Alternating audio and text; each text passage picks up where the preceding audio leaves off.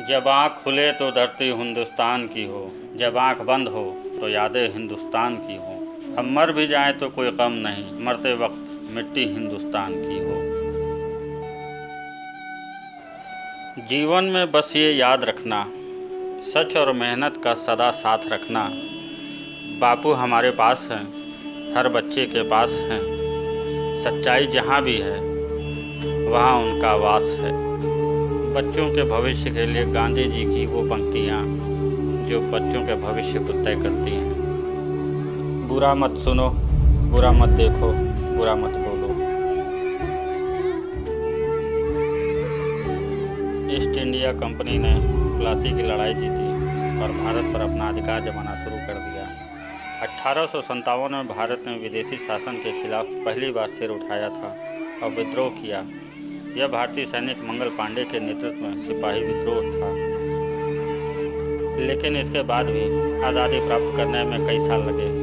आज़ादी की तारीख 15 अगस्त तय करने का फैसला लॉर्ड माउंटबेटन ने लिया था।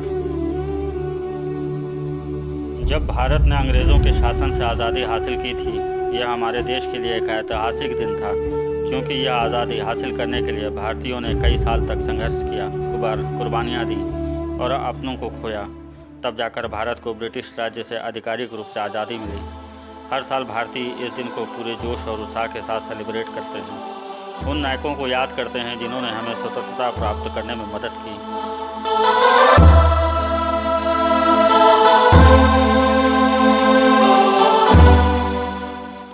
भारत पर कई सालों तक अंग्रेज़ों का शासन रहा। लगभग 200 साल तक भारत ईस्ट इंडिया कंपनी का शासन था। 1700 के दशक में अंग्रेजी व्यापारी बनकर भारत में घुसे थे। ईस्ट इंडिया कंपनी ने प्लासी की लड़ाई जीती और भारत पर अपना अधिकार जमाना शुरू कर दिया।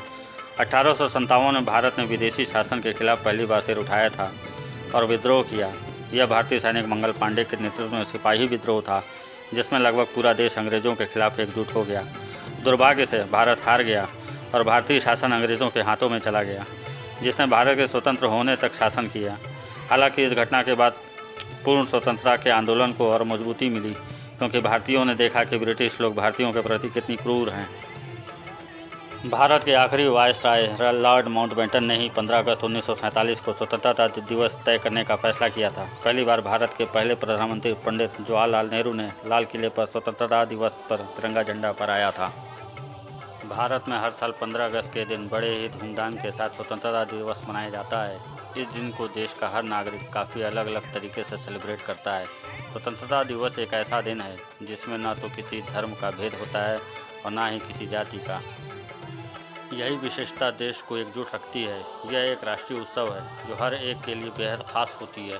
स्वतंत्रता दिवस में हम हमारे वीर सपूतों के बलिदानों को याद करते हुए झंडा फहराते हैं। इसलिए स्वतंत्रता दिवस के इस खास मौके पर हम हमारे बच्चों को देश के इतिहास और उसके गतिविधियों से परिचित कराते हैं, जिससे बच्चे इस दिन के महत्व को समझें और काफ़ी कुछ सीखें। बच्चों को ध्वजारोहण कार्यक्रम में शामिल किया जाता है। उन्हें फंक्शन में हिस्सा लेने के साथ साथ राष्ट्रगान गाने के लिए भी प्रोत्साहित किया जाता है। आइए जानते हैं कैसे तय हुआ 15 अगस्त 1947। यह लॉर्ड माउंटबेटन ही थे जिन्होंने निजी तौर पर भारत की स्वतंत्रता के लिए 15 अगस्त का दिन तय करके रखा था, क्योंकि इस दिन को वे अपने कार्यकाल के लिए बेहद सौभाग्यशाली मानते थे। इसके पीछे खास वजह थी। असल में दूसरे विश्व युद्ध के दौरान 1945 में 15 अगस्त के ही दिन जापान की सेना ने उनकी अगुवाई में ब्रिटेन के सामने आत्मसमर्पण कर दिया। माउंटबेटन उस समय संबंद्ध सेनाओं के कमांडर थे। लॉर्ड माउंटबेटन की योजना वाली 3 जून की तारीख पर स्वतंत्रता और विभाजन के संदर्भ में हुई बैठक में ही यह तय किया गया था।